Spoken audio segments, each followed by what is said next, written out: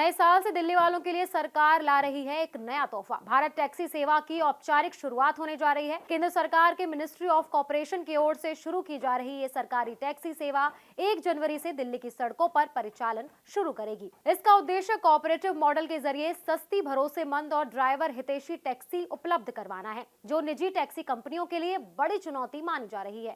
Bharat taxi का संचालन सबसे पहले दिल्ली में किया जाएगा, जहां इसका ट्रायल पहले ही पूरा हो चुका है। 1 जनवरी से आम लोग अपने मोबाइल फोन से भारत टैक्सी का ऐप डाउनलोड कर टैक्सी बुक कर सकेंगे। ट्रायल के दौरान हजारों लोगों का फोन नंबर उपलब्ध कराकर सेवा का परीक्षण किया गया, जिसमें सिस्टम की कार्यक्षमता और संचालन व्यवस्था को परखा गया। भारत टैक्सी सेवा ऑटो, कार और बाइक तीनों विकल्पों के साथ शुरू की जा रही है। इससे यात्रियों को कम दूरी से लेकर लंबी दूरी तक के लिए अलग अलग परिवहन के विकल्प मिल सकेंगे। मिनिस्ट्री ऑफ कॉर्पोरेशन की ओर से इस सेवा के लिए सभी जरूरी तैयारियां पूरी कर ली गई हैं। दिल्ली के बाद गुजरात के राजकोट में भी इस टैक्सी सेवा का ट्रायल जल्द पूरा किया जाएगा, जिसके बाद वहां भी परिचालन शुरू किया जाएगा। इस सेवा की सबसे बड़ी खासियत इसका कोऑपरेटिव मॉडल है, जिसमें ड्राइवरों की आमदनी और भलाई को प्राथमिकता दी गई है।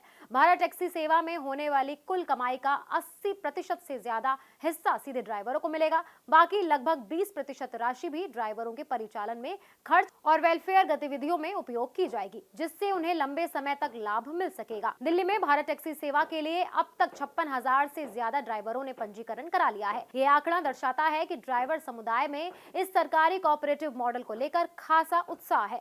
पंजीकरण की बड़ी संख्या से ये संकेत मिलता है कि सेवा के शुरू होते ही पर्याप्त संख्या में वाहन उपलब्ध रहेंगे, जिससे यात्रियों को इंतजार करने की समस्या नहीं होगी। प्राइवेट कंपनियों की तुलना में कमीशन कम होने और इनकम का बड़ा हिस्सा ड्राइवरों तक पहुंचने से ये मॉडल ज्यादा टिकाऊ माना जा रहा है। इससे ड्राइवरों का भरोसा भी इस नई सेवा पर बढ़ा है। भारत टैक्सी को ओला, उबर और रैपिडो जैसी निजी टैक्सी प्रोवाइडर कंपनियों के लिए एक मजबूत चुनौती के रूप में देखा जा रहा है। सरकार का मानना है कि कम किराया, पारदर्शी व्यवस्था और ड्राइवर हितों पर फोकस इस सेवा को यात्रियों के बीच लोकप्रिय बनाएगा। 1 जनवरी से ऐप के सार्वजनिक होने के बाद ये साफ हो जाएगा कि भारत टैक्सी बाजार में कितनी तेजी से अपनी जगह बना पाती है।